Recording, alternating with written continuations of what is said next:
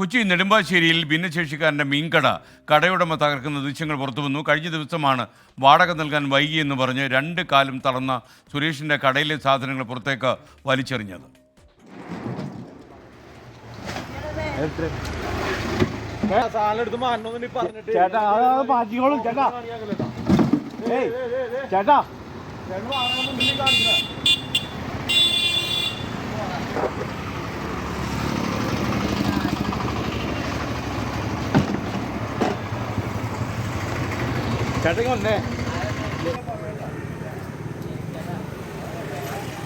ശ്യാംകുമാർ ടെലിഫോണിൽ ചേരുന്നു. ശ്യാംകുമാർ, എന്താണ് വിവരങ്ങൾ?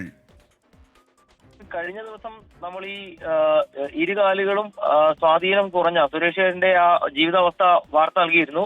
അതിന് പിന്നാലെയാണ് എത്ര അതിക്രമമാണ് അദ്ദേഹം നേരിട്ടത് എന്നുള്ളതിന്റെ ദൃശ്യങ്ങൾ ഇന്ന് പുറത്തു വരുന്നത്.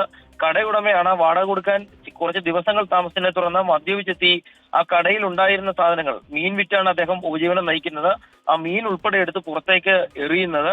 അതിന്റെ ദൃശ്യങ്ങൾ അവിടെ ഉണ്ടായിരുന്നവർ തന്നെയാണ് പകർത്തിയത്. തൊട്ടുടനെ തന്നെ ചെമ്മങ്ങനാട് പോലീസിൽ ഈ വിവരം അറിയിക്കുകയും ചെയ്തു. പക്ഷേ പോലീസ് അങ്ങോട്ട് എത്തിയില്ല. അരമണിക്കൂറിന് ശേഷം പോലീസ് എത്തുമ്പോൾ ഇയാൾ മദ്യപിച്ച് അവിടെ കിടക്കുകയായിരുന്നു. അതോടുകൂടി കേസെടുക്കാതെ പ്രതിയെ തൊട്ടടുത്ത ദിവസം പോലും വിളിപ്പിക്കാതെ പോലീസ് പോവുകയും ചെയ്തു.